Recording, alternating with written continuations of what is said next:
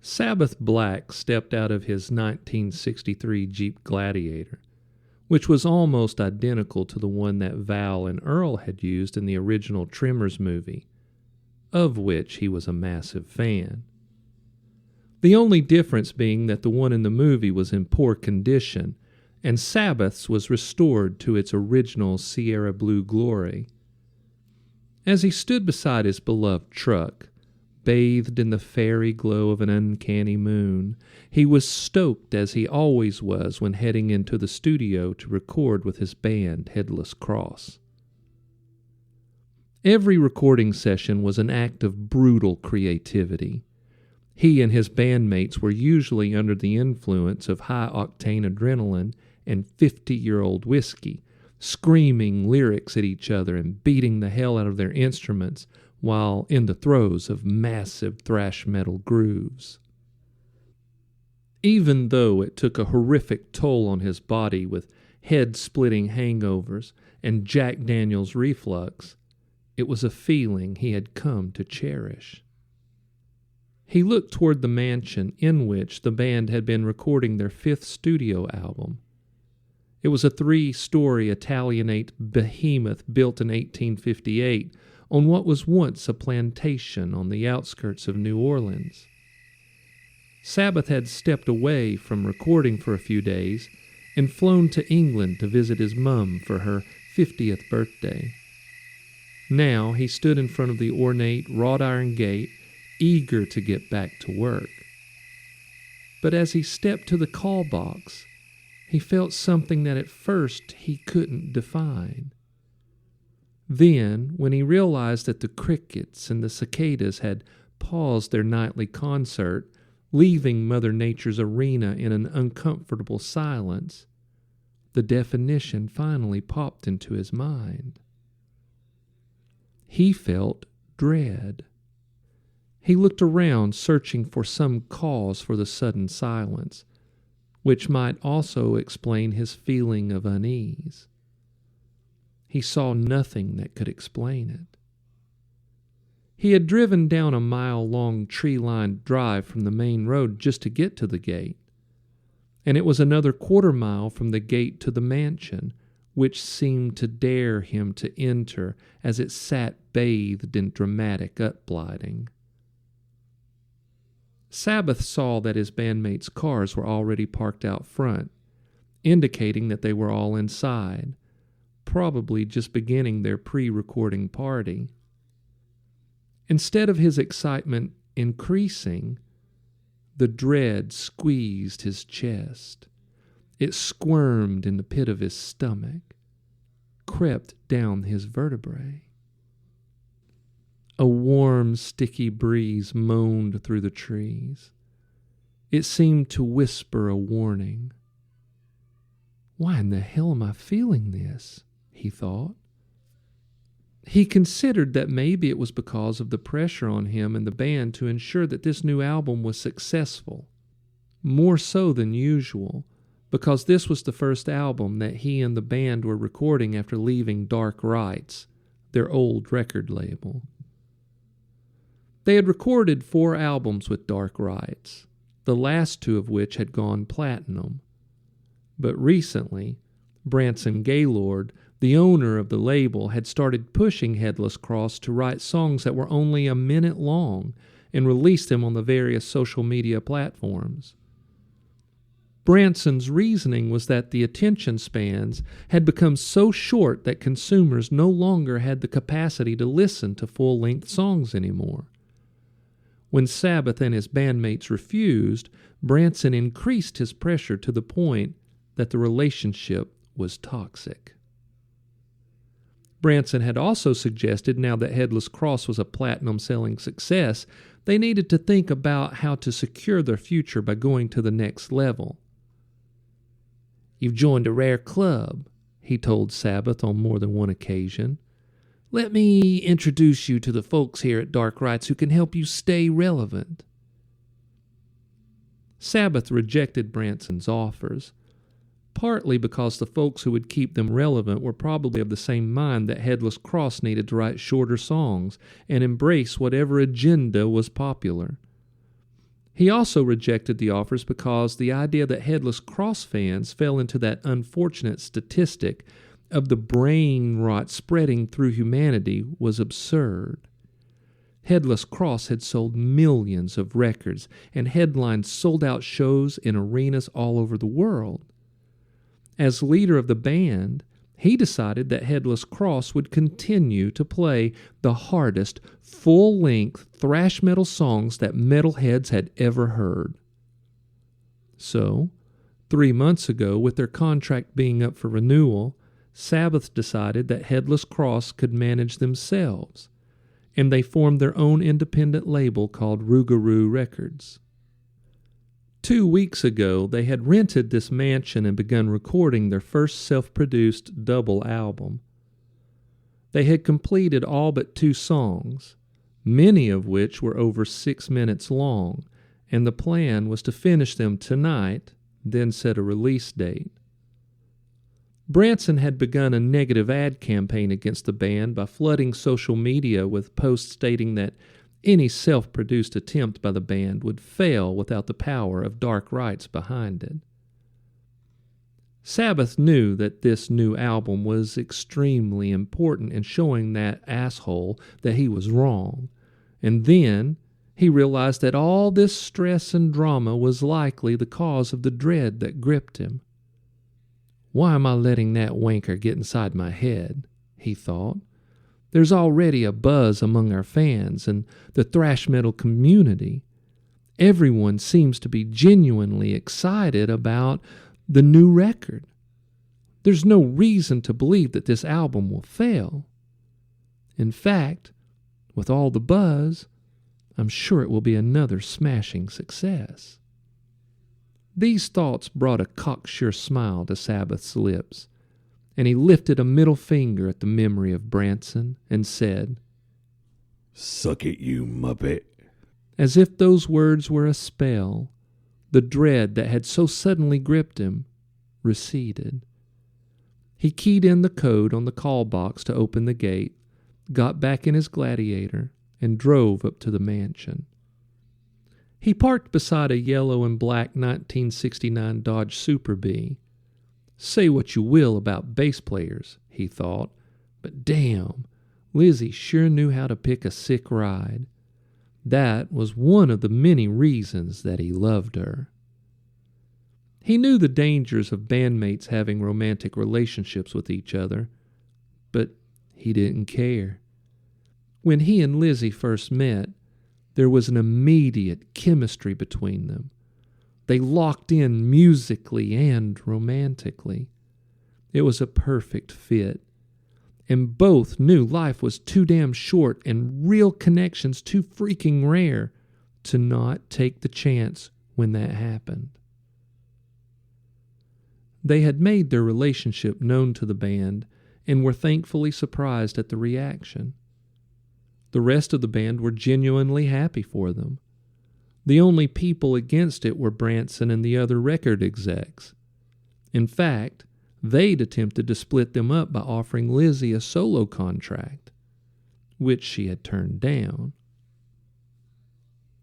Even though Sabbath was the singer of the band, Lizzie had an amazing voice, and Sabbath shared vocal duties with her. It made the band more eclectic, and the songs she sang on were just as popular as the ones he sang. Everyone in the band knew that this sharing of vocal duties played a vital role in the success of Headless Cross. Sabbath made his way into the mansion. Music blared from a room down a long hallway. It was Breaking the Law by Judas Priest. Good choice. Sabbath stepped into the room to find the band sitting in antique chairs that encircled an ornately carved table. They were drinking whiskey and playing cards. Lizzie was the first to notice him. She was 5'5", had platinum blonde hair with pink tips that hung to her shoulders. She wore pink leather pants and an Iron Maiden concert shirt. She took singing and playing bass seriously, but little else beyond that, except for their relationship. Her face lit up when she saw him, and she lifted a bottle of Pabst Blue Ribbon in acknowledgement. "Hey, everyone, the boss is here." The rest of the band turned their attention to Sabbath, raised their drinks, and yelled, "Boss!" Come on, mates. You buggers know I don't like being called the boss. "But you founded the band," Pagan said. He was the band's drummer. He was wiry and sported a large mohawk. "And you hired all of us. So there you go. That makes you the boss." Sabbath shook his head. Nah. All I did was recognize the talent. Besides, you lot know everyone calls Springsteen the boss, and you know I think he's a wanker. They again raised their glasses in acknowledgement of Sabbath's statement, because they too thought that Springsteen was a wanker. Sabbath's bandmates hated Springsteen because his music was disingenuous, labeling anti-American songs as patriotic. Not to mention the fact that the man was a multimillionaire, yet tried to present himself as an everyman. Sabbath hated him because the art you created was a reflection of what was inside you, and Springsteen's very first hit song was about a man who left his wife and kid and ran off to Jamaica and shacked up with a bimbo. Wanker singer, wanker song. "What do you want us to call you then?" This came from Uriah, the lead guitarist. It could be argued that he was the best looking of the group, other than Lizzie, of course. He was one of those guys with an athletic build that he didn't have to work at to keep. He had long, dark hair, a movie star jawline, and could absolutely shred the sickest lead line Sabbath had ever heard. Sabbath would put his abilities right up there with Randy Rhoads, or even the GOAT of all guitar players, Eddie Van Halen. By my name. I may be the leader of this band, but it took all of us working together as a family to get it to where we are today. Creeper was one of the best rhythm guitar players in the business. He could lock in with Pagan, the drummer, and kept the fans shaking their fists and singing along. But he was creepy as hell. He had one of those grunge-era hairstyles, dyed ink black, that hung down around his face, which usually was painted with pale grease paint and dark circles drawn around his eyes, giving him a cadaverous look. He was skeletal thin and usually walked around shirtless, wearing a black kilt and black combat boots. And he liked to camp out in graveyards. The older the graveyard, the better. He gave a frightening sneer and a surprisingly playful tone said, "And that humility is why you're the boss." Sabbath gave him the finger, then took a bottle of Pabst from Pagan. What are we waiting for, you crusty lot? We got an album to finish. "Hell yeah," Lizzie said. She pushed herself up off the sofa, playfully smacked Sabbath on the rear, and headed down the hallway to the room that had been turned into a recording studio for their session. The SWAT took Sabbath by surprise. He hadn't expected it, but he liked it. He watched Lizzie sashay down the hallway and felt a stab of desire. Come on, lads. Get your asses in the studio. Let's cut a song tonight. He turned and saw the others still sitting. "Come on, boys, get your asses in the studio and let's cut a song tonight." The three men laughed and pushed themselves up and exited the room. As they stepped past him, they each gave him a brotherly swat on the arm. Sabbath loved these three men like brothers. He had formed his first band with Uriah nearly 15 years ago. And after years of revolving band members, they'd met Pagan, who introduced them to Creeper. That's when they knew that they just might have the right lineup to make it. Pagan had struggled with pills, but Sabbath had helped him get sober. Now Pagan's addiction was coffee, which is where they met Lizzie. She had been working as a barista at Pagan's favorite coffee shop during the day and playing bass in a punk band called Rosemary's Other Baby at night. But Pagan and Sabbath had convinced her to join them, and the rest was thrash metal history. They'd been through a lot over the years. They'd played in crappy bars to half a dozen people, struggled with burnout, addiction, and doubt about ever making it big. But they had, and he knew it was because of the bond that they shared. The recording studio was huge, which Sabbath liked because it would give some excellent natural reverb. The drums were set a little farther away from the rest of the band. A studio-quality soundboard was set up in an adjoining room. They could see inside this room via a large window. Sitting at the board were 3 people. One was a woman. She was a short, hot-headed Hispanic named Elena. She had recorded and mixed the last 2 albums for Headless Cross. To her left was her husband, Jorge, who acted as her assistant. The other was a large black man that Sabbath didn't recognize. Upon seeing Sabbath, they stepped out of the mixing room via an adjoining door into the room with the band. Elena looked at her watch. "It's 10:30. Glad you could make it before midnight." Though her tone was sassy and confrontational, Sabbath had worked with her enough over the years to know she was joking. He responded by saying, "Well, what else you gonna be doing on a beautiful night like this one? Recording for some lame-ass K-pop band?" Elena gave him the side eye. "Touché, Sabbath. That would be its own brand of hell. You know, I'm just busting your chops. You remember my husband, Jorge." Sabbath shook Jorge's hand, and then Elena motioned to the black man. "This is Al. He's becoming one of the best sound engineers in the business. He's going to be helping me and Jorge to get the best possible mix for your new album."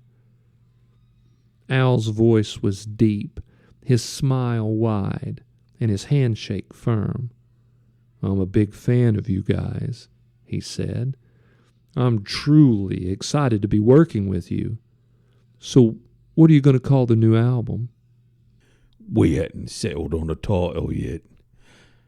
We're waiting for inspiration." Uriah punched Pagan on the shoulder and said, "This guy wanted to call it Night of the Warlock or something like that. But the rest of us said no because we're not a freaking coven." Pagan cut his eyes at Uriah. "Come on, bro. Don't make fun of my religion." "You're a warlock?" Al asked. Pagan nodded. "Yes, and I take it pretty seriously." Al could see that Pagan was genuinely miffed at Uriah's comment. "Well, your religion kind of fits the whole thrash metal image, I suppose." Pagan shook his head. "Maybe, but no one else in our band shares my religious views." "Oh, but we do like weird and spooky stuff," Uriah said. Pagan rolled his eyes. "My religion isn't weird, nor is it spooky stuff. It's those Norwegian death metal bands that embrace the true darkness." Al and Jorge and Elena exchanged glances. They, like most Americans, found religion too confining. They lived their lives for the here and the now, accumulating material pleasures while they were alive. Al, however, was curious about Pagan's beliefs. "As a warlock, do you believe in an afterlife?" "Of course," Pagan replied. Al didn't want to call Pagan foolish, even though he thought so. But he was truly fascinated by the different beliefs people had about what happened after death. So he asked, "And what would that look like?" Pagan fixed him with a bold stare. "Well, that depends," he replied. "You will either live with eternal pain, or you get to cause it." Sabbath had that uneasy feeling again. It used its teeth to nibble at the edges of his good mood, like a maggot gnawing on rotting flesh. "All right, blokes. Enough with the religious talk. We got work to do." Al and Elena stepped back into the control room while the musicians took up their instruments. Jorge followed after first making a mic adjustment in front of Uriah's guitar amp. As Uriah strapped on his guitar, he said, "Considering the discussion we just had, I say the first song we hit tonight should be Dig That Grave. It seems appropriate." "You like that one because you get to shred," Creeper said. Uriah struck a pose, his guitar hanging low, and gave Creeper a big smile. "Yes, I do, but it also has a sick rhythm part." "That it does," Creeper said, a hungry gleam in his eyes. Pagan still looked dour, but he gave 4 clicks of his drumsticks and began pounding the drums. The band locked in and Sabbath stepped up to the mic to sing. The band was grooving, the energy bashing against him. He felt his heart sink to the drums and his blood vibrated with the energy. He glanced over at Lizzie, and his heart jumped out of rhythm when he saw that the skin on her face was gone. Her skull leered at him. Her eyes were black, lifeless holes. His mouth fell open. He jerked around to see if any of the other band members saw what he was seeing. But they continued playing with big smiles on their faces, oblivious to Lizzie's missing face. Sabbath shot another confused look at Lizzie, but now her face was back. She was just as beautiful as ever. When he missed his cue to begin singing, the band continued playing. They knew this take wouldn't make it on the record because of his flub, but they were seasoned musicians who knew that this could still be used as a warm-up attempt. They all looked at him with encouraging faces, waiting for him to start singing before they moved from the intro riff into the verse riff. Sabbath's heart pounded in his chest at the fright he had just been given. He was confused at what he had seen, and he was embarrassed that he'd missed his cue. "I must be under more stress than I realized," he thought. "And we are using multicolored lighting in this room. Maybe what I just saw was a trick of the light." He gave a vigorous shake of his head, grabbed the mic, and launched into the first verse. He was surprised that he nailed his vocals. When they were done, they took a minute to exchange some notes and then proceed with their second try. It went perfectly. When they were done, Elena spoke to them from the control room via the intercom. But her voice was choked and gurgling, as if her throat had been slashed. "Demons will reap out your heart and consume your souls." Sabbath jerked around and looked toward the control room.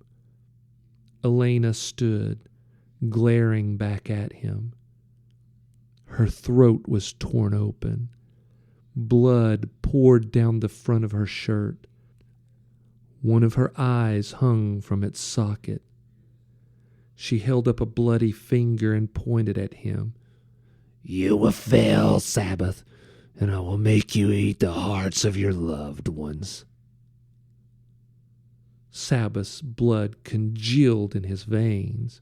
His heart struggled against his chest. His mind warped. He pointed at Elena and cried out to the rest of the band. You don't see that?" A hoarse whisper came from behind him. He turned to see Uriah standing under the beam of a red light. He was no longer a handsome, long-haired rock star. Instead, he was a rotting corpse. He opened his black-toothed mouth and whispered again, "Serve the dark, hail Satan." Sabbath felt a hand on his shoulder, and he jerked around, fist up, ready to fight. But he looked into Lizzie's eyes. They were beautiful, full of life, but darkled with concern. "Sabbath, baby, you're acting like you're tripping. Did you take anything?" You know I don't take drugs. You, Elena, Uriah, they're not themselves. They're dead. Lizzie glanced around. "What are you talking about, babe? Everyone's okay. We're all who we're supposed to be." She turned to the rest of the band, who looked confused and concerned. "Did either of you twits slip Sabbath anything?" They all shook their heads. None of them had. Elena came out of the booth. Her gruesome visage was gone. She too was alive. Al followed her. They too had concerns on their faces. "It's been a long day," Elena said. "Since that last cut is a keeper, maybe we should call it a night and start again in the morning." Sabbath began to object, but realized that it had been a long day for all of them. He nodded. "Yeah, that's a good idea. Let's all get some rest. Say we start again tomorrow afternoon." "I'll take him upstairs to our room," Lizzie said. "The rest of you just relax and have some fun, but keep it down to a dull roar." Sabbath didn't like the looks on everyone's faces. They'd never seen him like this before. He knew that they were counting on him to not only give his all as a band member, but to also keep them focused on the vision and the future. He knew he had to pull himself together and leave them in a better state than they were now. So, as he and Lizzie left the room, he called out over his shoulder, "When we get started tomorrow, you lot be ready to finish the best damn thrash metal record the world has ever heard, right?" His own spirit was lifted when he saw their smiles. And in regular fashion, they decided to take good-natured jabs at the fact that he was in his mid-30s, which made him the oldest in the band. "Go take your Geritol and get a good night's rest, old man," Uriah said. "Make sure to bump the thermostat up, Lizzie," Creeper chided. "We don't want him to get a chill." Sabbath shot them the bird as he stepped into the hallway. Lizzie had chosen the master bedroom as their own. It was spacious, had a king-size bed, and was decorated with Victorian antiques. "Tell me what was going on with you down there," she said. Sabbath shrugged it off. I don't want to talk about it." "Well, you're going to," Lizzie replied. "That's not like you, Sabbath. You take life by the horns. Any adversity that comes your way, you beat it into submission and make it your bitch. You use it to fuel your creativity, to spur you on to success. Something is truly off with you, babe." "I said it's nothing." "I'm sorry, Lizzie. You didn't deserve that." Lizzie pushed a strand of her platinum and pink hair behind her ear. "I forgive you, babe. But please, tell me, what was it you thought you saw down there?" Sabbath didn't like to show weakness, especially to the woman he loved. He was about to shrug it all off and tell her it was jet lag, but he knew that was not the truth. So he decided to tell her everything. Right. When we was playing and when I missed my cue, it was because when I looked over at you and Uriah and Elena, you were all dead. Lizzie cocked her head as she considered what he said. Then she replied, "You say you didn't take any drugs, and the guys didn't slip you anything. Could someone on the plane have done it?" No, I don't feel trippy at all. I know I'm not under the influence of anything. Lizzie was quiet for a moment as she thought through the possibilities. "You have been stressed lately with all the pressure of making this album successful. Have you been feeling more tired than usual?" No, in fact, I feel great, both physically and mentally. Well, until tonight. "You having any headaches that could indicate a tumor?" Lizzie asked. Speaking this idea into existence caused her to frown.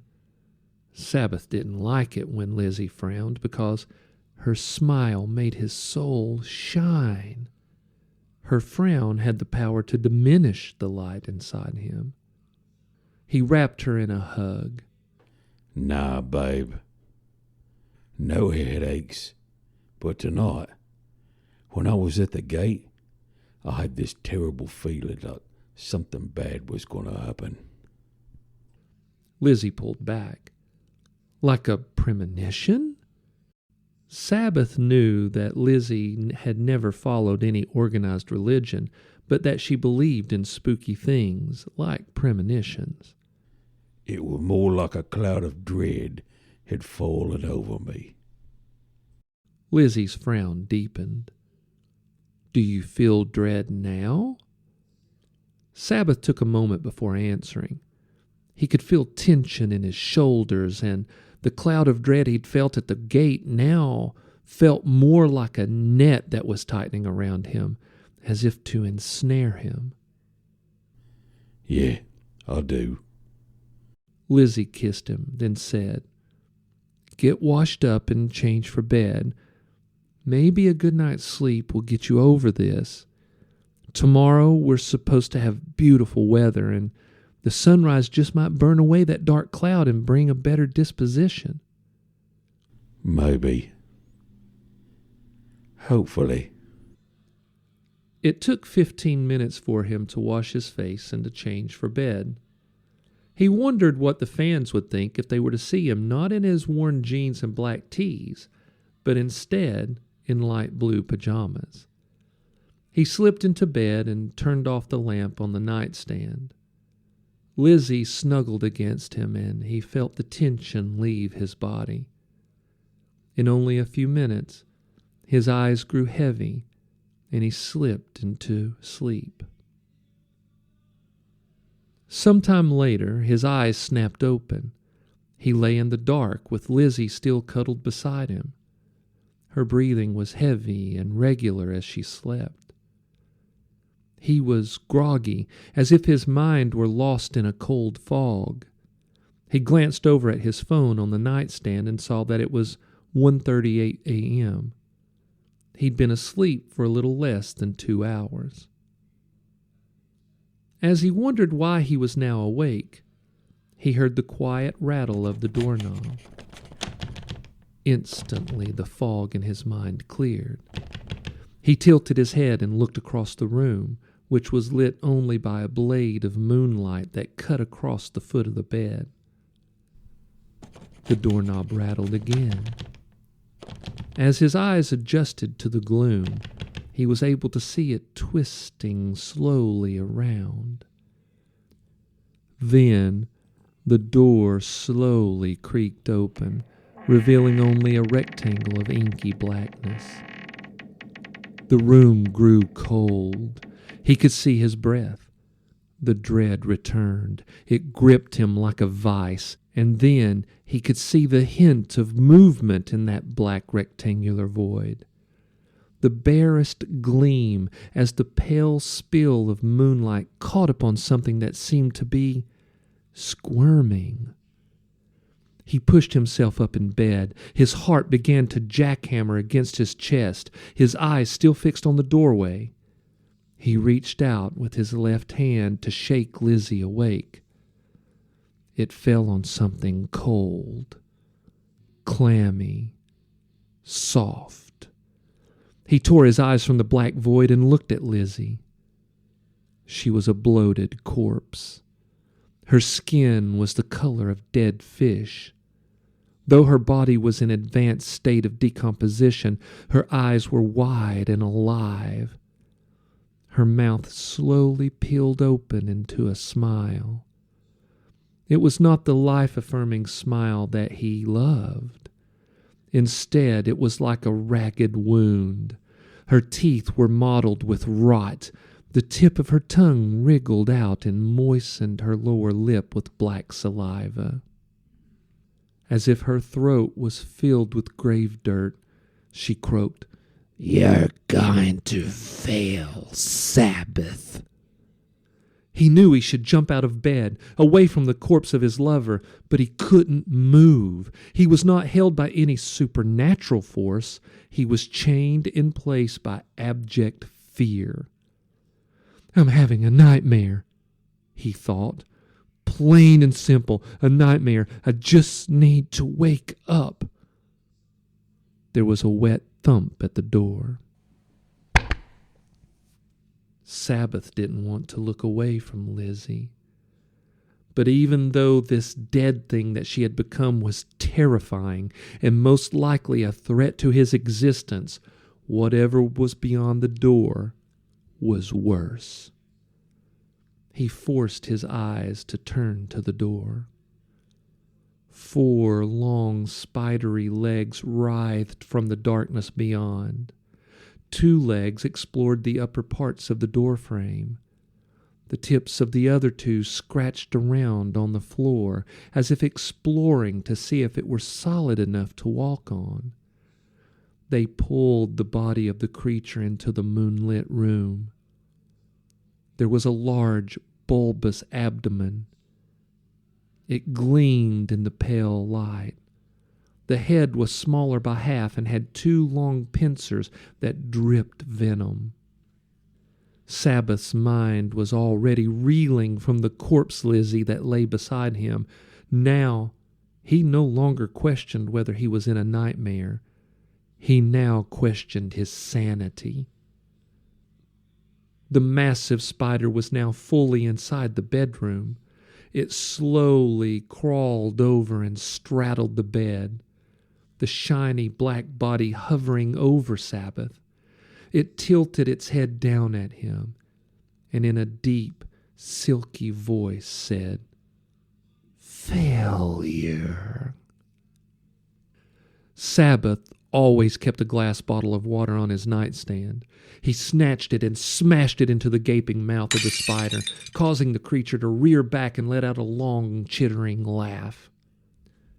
Sabbath sprang out of bed and ran out of the room. He turned to see if the massive spider or his dead Lizzie was giving chase, and was shocked to see that the spider was gone and that Lizzie was sitting up in bed.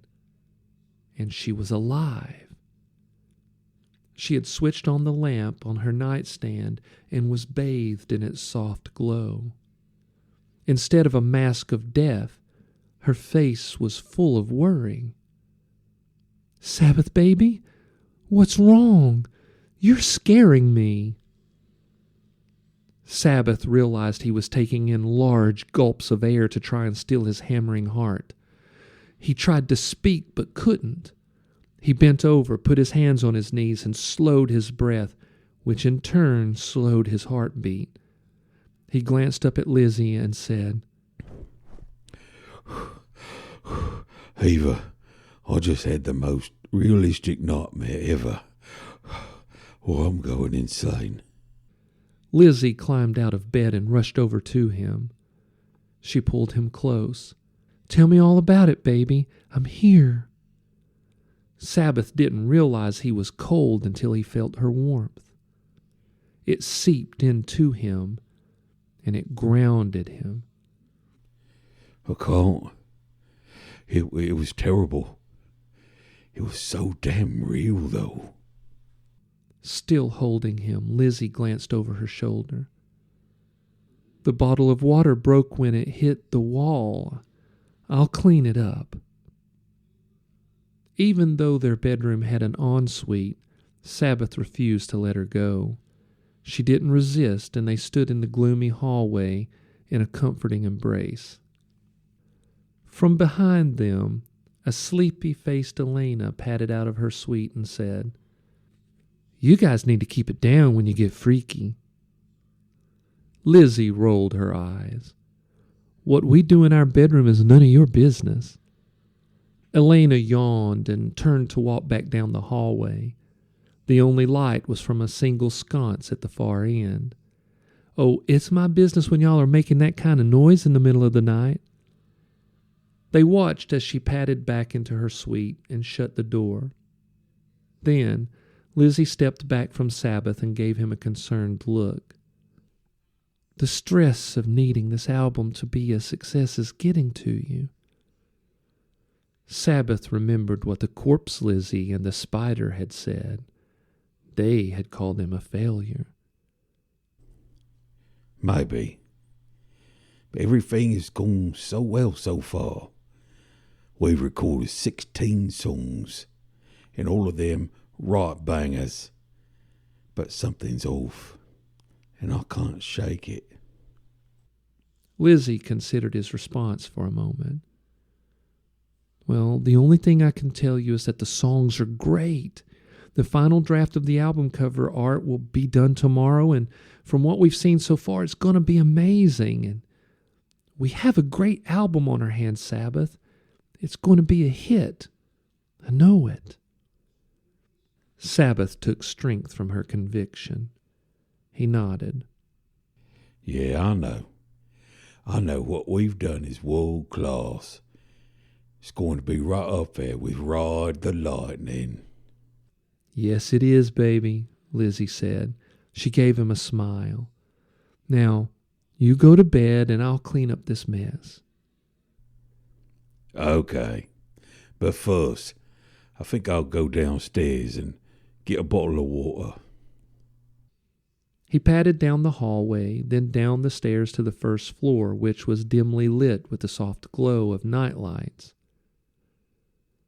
He made his way to the kitchen, which was spacious and modern, with a large refrigerator and a separate upright freezer, and a large island in the center of the room.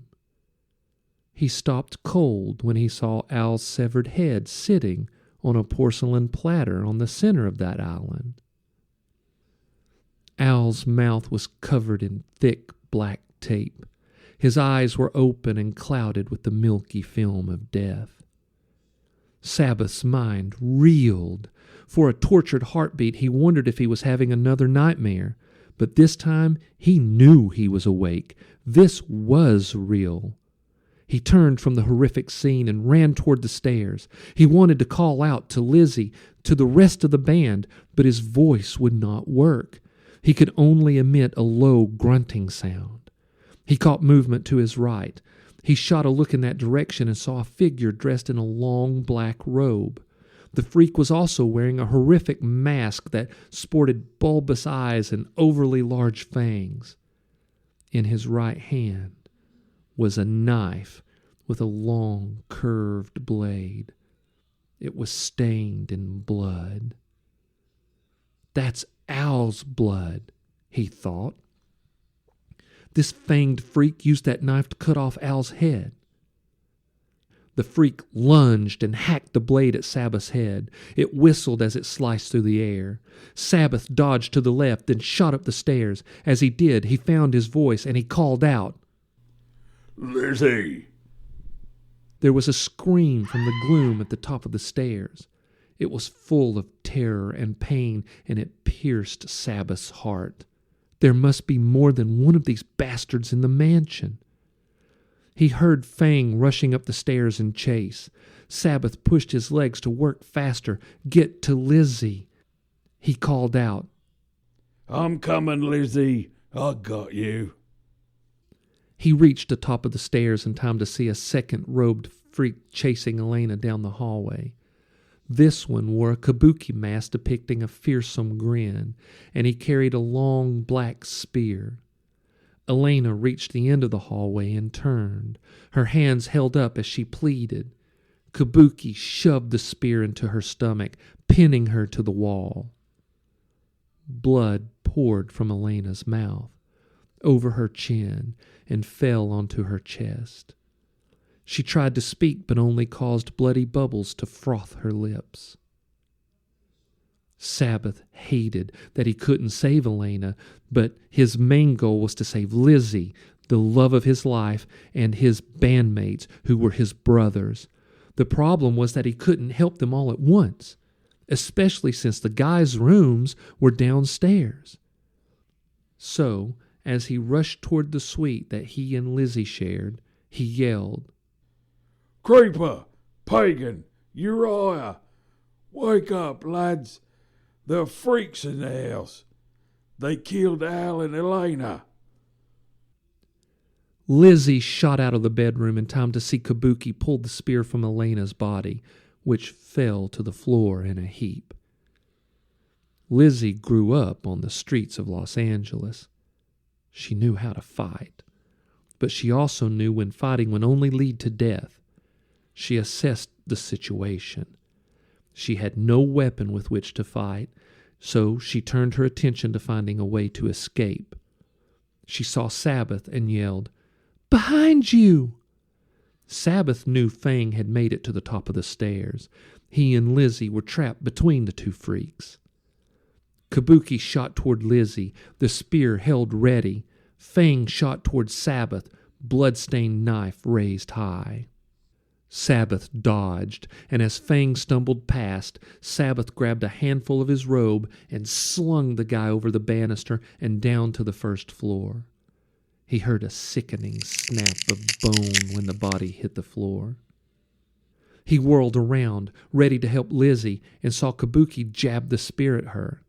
With cat-like agility, she sidestepped Kabuki, grabbed the spear, and wrenched it from his hands. Realizing that he was now defenseless, Kabuki ran past Sabbath and down the stairs. Instead of chasing the guy, Lizzie and Sabbath ran to each other. Lizzie was unharmed but tense. "What the hell is going on here, Sabbath?" "I don't know, babe.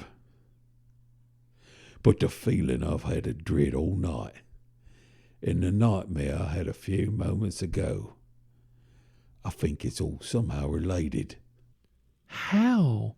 Lizzie asked. Sabbath was born and raised in a small town in England, and he'd had a crazy aunt who claimed to be a practicing witch. Sabbath had seen her do some things that were truly unexplainable by normal logic. His mind went back to those times. He shrugged in response to Lizzie's question. "I don't know. Maybe some kind of evil magic." When Lizzie joined the band, she had not believed in anything spiritual whatsoever. But on their first world tour, they had opened for a Norwegian black metal band who were into some seriously dark stuff. They sacrificed animals and claimed to speak to spirits. After witnessing their intensity, Lizzie had come to be open to the idea of the supernatural, if not outright believing in it. "Okay," she said, "let's run with that. How many of these freaks are there, and how do we save everyone?" "So far only two, Fang and Kabuki. And I yelled to wake everyone up. You and Elena were the only two that seemed to have reacted. And that worries me. Let's go check on the mates. Make sure they're safe." Lizzie hefted the spear she'd taken from Kabuki. "You need a weapon." Sabbath glanced around and saw that Fang had dropped his knife before being thrown over the railing. He snatched it up, glanced at Lizzie, and said, "Follow me. Stay alert." With Sabbath in the lead, they carefully made their way down to the main floor. They stopped at the foot of the stairs and stood in the gloom, listening for noises that might indicate that Kabuki might be creeping up on them. Lizzie motioned toward the crumpled form of Fang, who lay face down in a broken heap on the floor a few feet away. There was a halo of dark blood around his head. "Should we check to see that he's really dead?" Sabbath considered the unnatural twist of Fang's head. "Nah, he's dead. We can come back later and find out who this bloke is. First, we need to find the rest of the band before that other wanker gets 'em." Lizzie nodded. "Okay," she said. "Their suites are at the back of the mansion. Maybe that's why they didn't hear when you yelled." Sabbath grimaced. He wasn't so sure that was the answer. He was worried about his bandmates. "Maybe. I'll continue to lead. You make sure no one sneaks up behind us." He turned left down a long hallway that led to the back of the mansion to where the downstairs suites were located. As they passed the recording room, they stopped. The door was closed. "Why are you stopping here?" Lizzie asked. "Maybe the lads didn't answer because of hiding. If so, they might be in here." Lizzie nodded. Sabbath pushed the door open. The band's music gear was still set up as it had been earlier in the evening, but now a dozen candles were set out in a circle in the center of the room, casting everything in a flickering glow. In the center of that circle lay Al's headless corpse. Its arms and legs were splayed out. Lizzie gave a disgusted groan. It took her a couple of breaths before she could speak. "Oh, poor Al. Where's his head?" "On the kitchen counter. I saw it when it came down." Lizzie understood. "That's when you started yelling for us to wake up." Sabbath tore his eyes away from the gruesome scene and looked at Lizzie. Her eyes were glassy with adrenaline. She took a steadying breath. She turned and started toward Creeper's room, and she held the spear pointed out in front of her. Sabbath followed, keeping the knife at the ready. Creeper's door was closed but unlocked. As Sabbath pushed it open, he whispered, "Hey, Creeper. You here? It's me and Lizzie. You all right, mate?" The door swung open to reveal that the room was dimly lit with the bedside lamp. The covers on the bed were thrown onto the floor, and bright splotches of blood were splashed across the sheets. Lizzie tapped Sabbath on the shoulder and pointed at the floor where they stood. There was a trail of blood, as if a bleeding body had been dragged from the room. They saw that the blood continued down the hallway. They exchanged a worried glance, and Sabbath led the way as they followed the blood trail. When they reached the back of the mansion, the hallway turned to their left. Halfway down was an open doorway to another room. Golden light flickered from inside and cast dancing shadows on the hallway floor. "That's the library." The library was one of the reasons they chose the mansion to record their new album. The mansion was owned by a wealthy businessman who traveled the world, indulging himself in his love of the occult. Because of that, the library held one of the world's most comprehensive collection of occult books and artifacts. They stepped inside to see the room was lit with dozens of candles, casting everything in a flickering yellow glow. In the center of the room, propped up with its legs crossed, was Jorge's lifeless body. His eyes and tongue had been removed and were placed on the floor in front of him. Though Sabbath was disgusted, he let out a sigh of relief that it wasn't one of his bandmates. Maybe there's still time to find out what the hell's going on here and save them, he thought. A terrifying, ear-piercing scream echoed throughout the mansion. He'd heard this scream before. It came from an Aztec death whistle.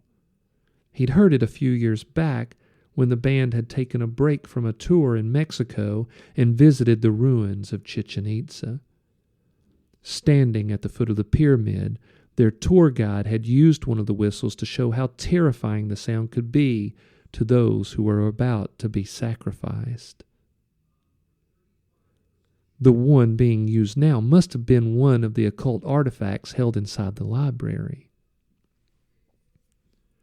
The scream did more than just cause terror. In this case, it also hid the sound of two more freaks, one wearing a skull mask, the other one a mask of a leering Cyclops, as they ran at Sabbath and Lizzie from the dark hallway. Cyclops sucker-punched Sabbath in his temple. He staggered forward, fell to his knees as he fought to keep from passing out. "Let go of me, you bastard!" Lizzie yelled. Sabbath shook the fuzziness from his mind just in time to see Skull grab Lizzie from behind, wrap his arms around her neck, and yank her back into the dark hallway. Lizzie fought like an angry wildcat. She clawed, spat profanities, and tried to maneuver in such a way to bite her attacker. But he had too tight a grip on her. He squeezed harder, cutting off the blood flow from her brain, and she went limp in his arms. Sabbath yelled, "No! Let go of her!" He staggered onto his feet, but Cyclops smashed another fist against his temple. The room swam. Then everything went black, and Sabbath fell to the floor. After a while, he woke with a pounding headache. He rolled to his side and pushed himself up into a sitting position. He didn't know how long he'd been out, but the candles had burned down quite a bit. He glanced at Jorge's body and noticed that there was a note written in black, fanciful script stabbed to his chest with Fang's knife. The note said, "You cannot drink from the cup of the Lord and the cup of demons." Sabbath did not subscribe to any particular religion. Because he was in a metal band, he did, however, know many of the scriptures from the Bible that spoke of dark things. It had always been a core part of metal culture to use biblical iconography and quotes whenever possible. He never understood why, but it was cool, so he accepted it. This message was from 1 Corinthians 10:21, and because he knew this, he understood that the message was only half of the verse. The other half was, "You cannot have a part in both the Lord's table and the table of demons." The pounding in his head was easing enough that he was able to think a little more clearly. He considered his situation. First, the freaks had killed Elena and Al and Jorge, then taken Lizzie, but for some reason left him alive. Those were the facts. What he didn't know was if Pagan, Uriah, and Creeper were still alive. Though he had never been in a situation like this before, his gut told him that his bandmates were alive, at least for now. They were obviously being held somewhere in the mansion. He also felt that the message was a cryptic invitation. The masked freaks left him alive, and they wanted him to find the band. But why? He wondered. He considered this for a moment and came to the only conclusion that made any sense. The masked freaks were clearly some kind of cult, and they were getting off on playing with him, putting him through some sort of twisted game. He stepped over and took the knife from Jorge's chest. He also quickly searched the library for any other item he could use as a weapon, but he found nothing that would be of any use. He felt he knew where the bandmates were. The clue was the second half of the Bible verse. These masked freaks had taken his band to the dining hall. The dining hall was on the other side of the mansion. It was a large room furnished in the Louis XIV style, with ornate table and chairs and hutches and mirrors, all gilded in gleaming gold. So, gripping the knife, Sabbath grimaced through the pain in his head and left the library. He made it across the mansion without further incident. More of the flickering candlelight seeped from the dining room. He stopped 20 feet away and stood in the gloom, listening for anything that might let him know what he was walking into. There was only silence. He crept closer and positioned himself against the wall next to the entrance. He carefully peeked inside, and his heart sank. The long, ornate dining table had 5 chairs to a side and 1 chair at each end. Creeper and Uriah were tied to 2 of the chairs. Across from them sat Cyclops, Kabuki, and Skull. There were 2 additional freaks, one wearing a gargoyle mask, and sitting in a chair at the head of the table was one wearing a hellish goat mask with short black horns and a hungry sneer. On top of the table was Pagan. He was naked and splayed out on his back. He had a look of abject terror on his face. Sabbath did not have a clue as to how he would be able to save his friends. From his current line of sight, he could not see Lizzie. Was she being held somewhere else in the mansion? Or was she dead? One problem at a time, he told himself. If I can save the guys, they can help me save Lizzie. Though he was sure he had not been seen, the person sitting at the head of the table, the one wearing the evil goat mask, called out, "No need to be sneaky, Sabbath. Come, take a seat at the table of demons." Damn, he thought. How did he know? What do I do? How can I save Lizzie? As if reading his mind, the goat said, "We could have killed you an hour ago when you were unconscious in the library. Besides, Sabbath, you're outnumbered. Come in and let me explain." Sabbath realized the truth in the goat's statement. Besides, it seemed they wanted something from him. What it could be he didn't know, but he intuited that a refusal to comply would end badly for Pagan, who was clearly splayed out for more than just shock value. The poor guy was so scared that Sabbath could see his heart pounding against his chest and his pulse throbbing in his neck. So, Sabbath decided to play along. At the very least, it bought some time for a possible solution to present itself. He gripped the knife tight and stepped into the dining room.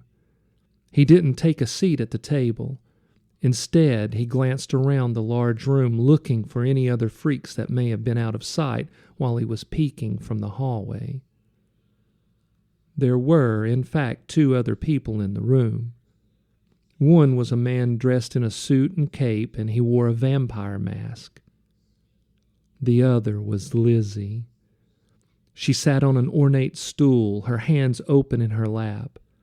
The vamp held a knife with a long, gleaming blade to her throat. Counting Fang, who Sabbath had killed, and the freaks in this room, that made 7 of the evil bastards. Sabbath wondered if there were others in the mansion. It really didn't matter now because he had to first figure out how to get himself and his friends out of this room alive. Are you all right, Lizzie? Lizzie started to nod, but stopped when the edge of the blade nicked her throat. The tiniest ribbon of blood seeped from the wound. "Yes," she said. I'm okay." Sabbath's rage surged at the sight of his lover's blood being spilled, even in such a small quantity. He squeezed the handle of the knife as he fought to control his rage. He had to keep his wits about him. He turned his attention to his bandmates, his brothers. They were pale and their eyes were glassy with fear. They were clearly not okay, especially Pagan. It was obvious that he had been singled out for some dark reason. "If you sit at my table, I'll give you the world," said the goat. Sabbath did not want whatever the goat was offering. He turned to the goat and said, "Ain't gonna happen, mate."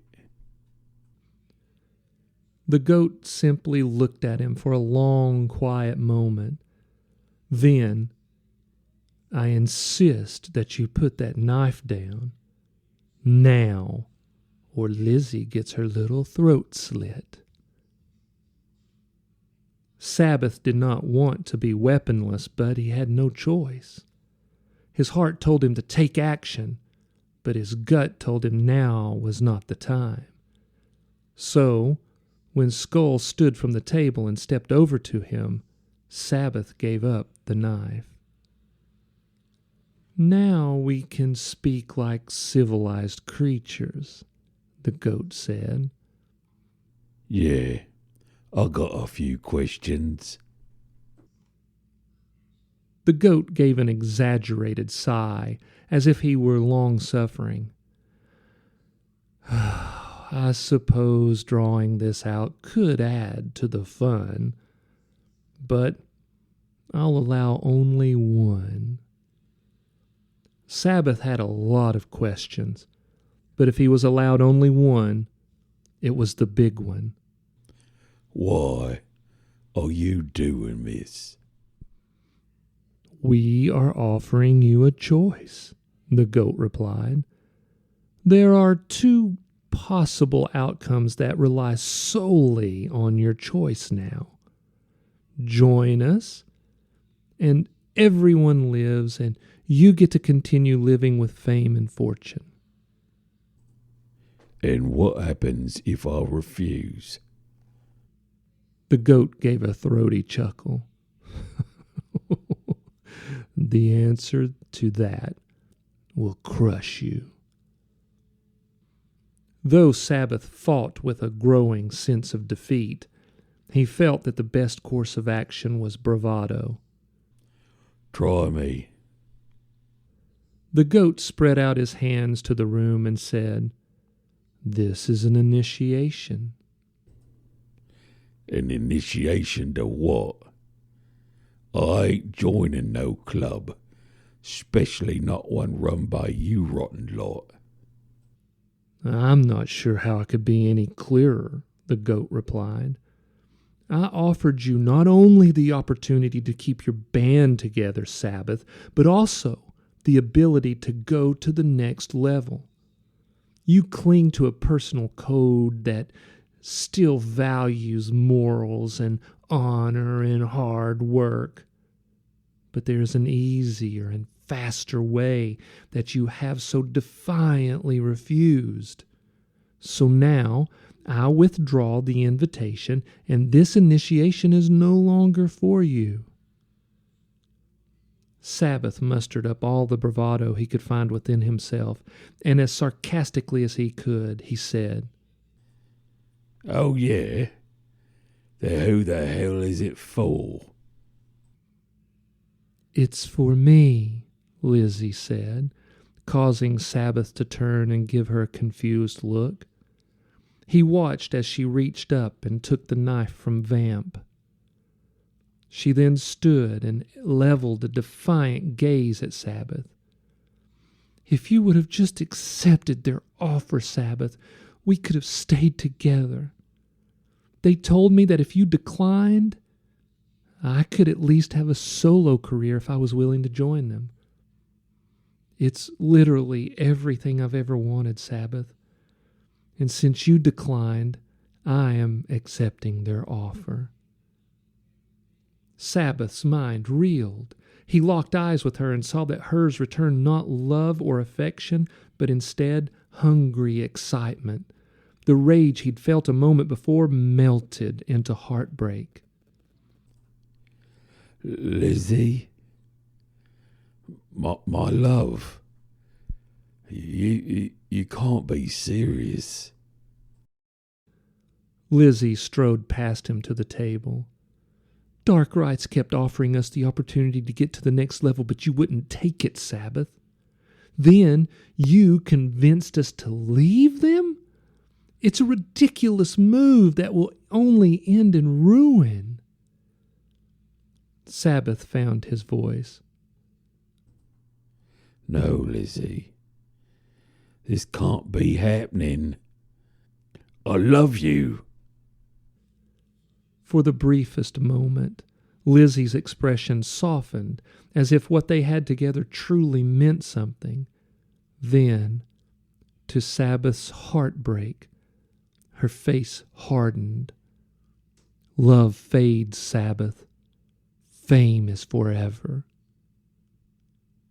And the only way to become truly famous is to join the club," the goat said. He locked his own hungry gaze onto Lizzie.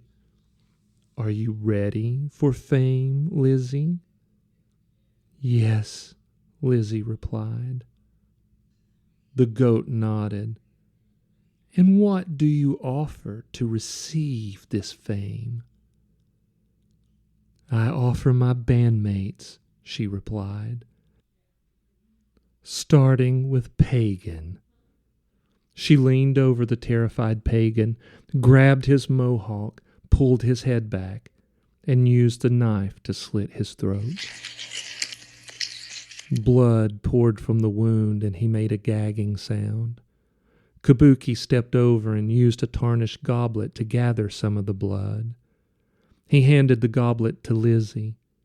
She took it, and without hesitation, she took a sip. Her lips split into a blood-stained smile, and she offered the goblet to the goat. "Do you accept my sacrifice?" The goat shook his head. "I do not," he said. "Only after the unholy grail is filled with the blood from all your bandmates will I accept." Sabbath refused to let another one of his bandmates die in this hellish initiation. He burst into action like a rabid animal. He shot forward and shoved Lizzie to the floor, splashing Pagan's blood along with her. Gargoyle and Skull and Cyclops shot up from the table, ready to grab Sabbath, but he started hammering them with his fists. He heard bones crunch. Vamp stepped forward and grabbed his arm, but Sabbath turned and throat punched him. Vamp staggered back, clawing at his throat, making choking sounds. Before Sabbath could do any further damage, Lizzie scrambled up, grabbed the knife she had used to murder Pagan, and shoved it into Sabbath's stomach, stopping him cold. Hot pain exploded from the wound like an electrical storm. Tendrils of agony flashed out through his abdomen, his ribs, his back, even down his leg. Sabbath fell to his knees, fighting the darkness that oozed at the edges of his vision. But he was unsuccessful, and the last thing he saw before he closed his eyes was Lizzie's face. Her features were as they had always been. She had bright eyes, full lips, and a radiant smile. But now those once beautiful features were tainted with selfishness. Sometime later, and for the second time that night, Sabbath woke in pain. The first time was in the library with a throbbing headache after receiving a blow to the head.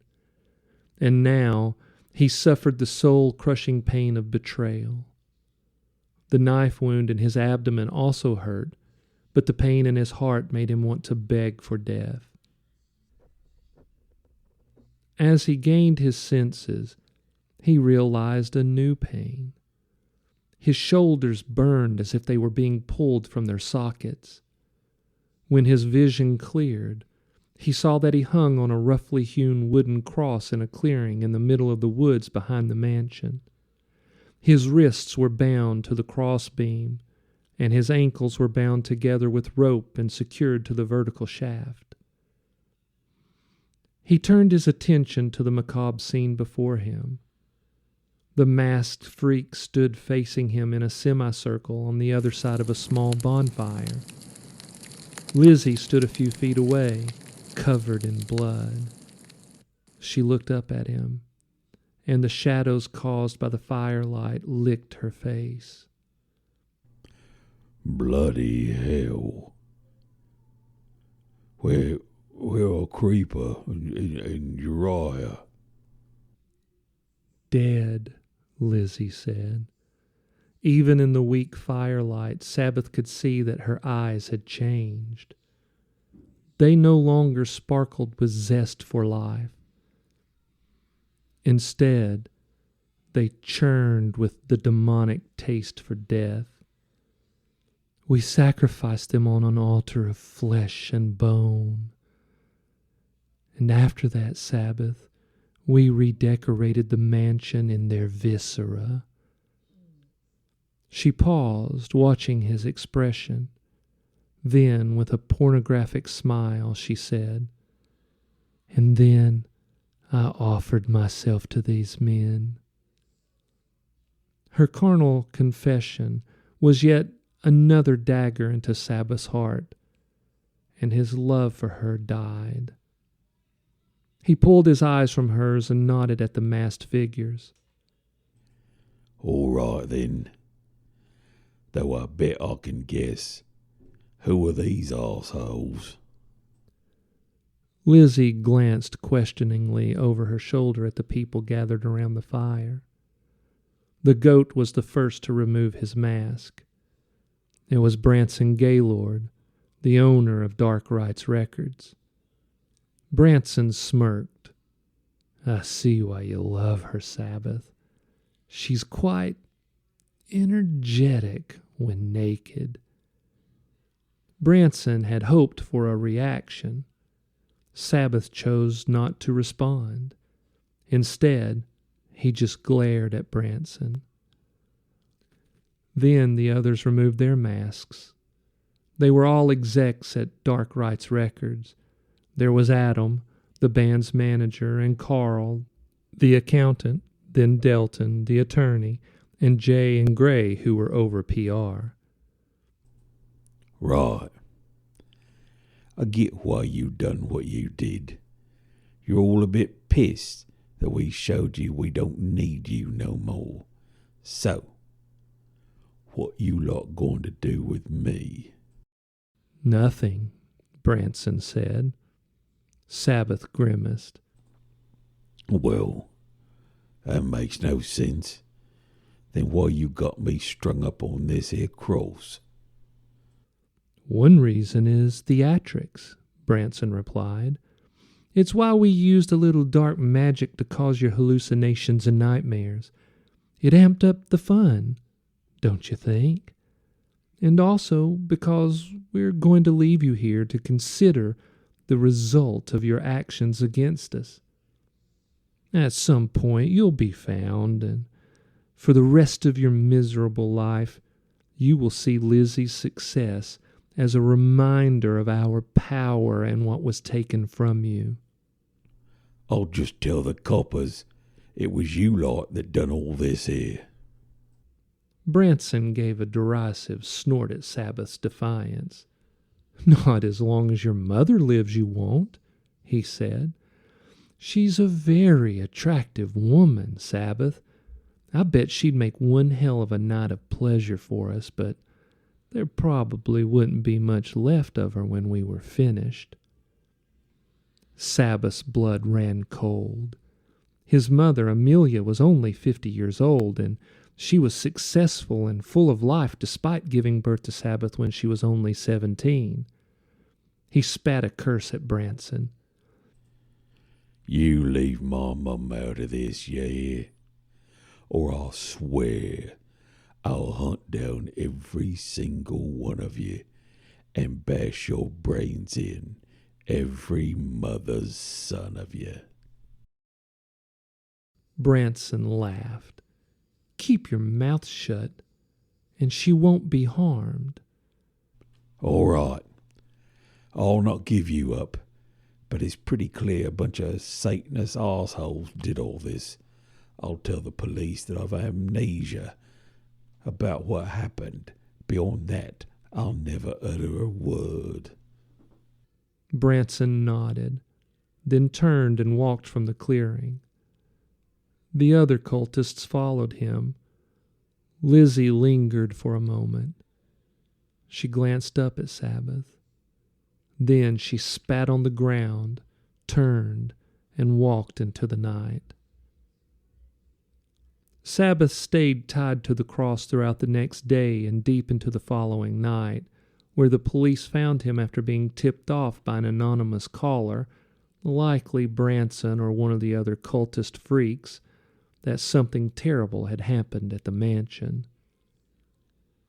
Seasoned law enforcement professionals who had seen their share of carnage were sickened by what they found inside the mansion. Though Sabbath remembered every single detail, he stuck to his story that he had amnesia due to the trauma, and eventually the police classified it as a cold case and let him be. For months afterward, he was hounded by the media to tell his story.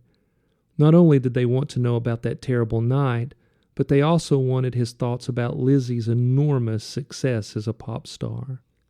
He refused all offers from the media to speak about that night or about Lizzie, for many reasons, one of which was that her betrayal still stung.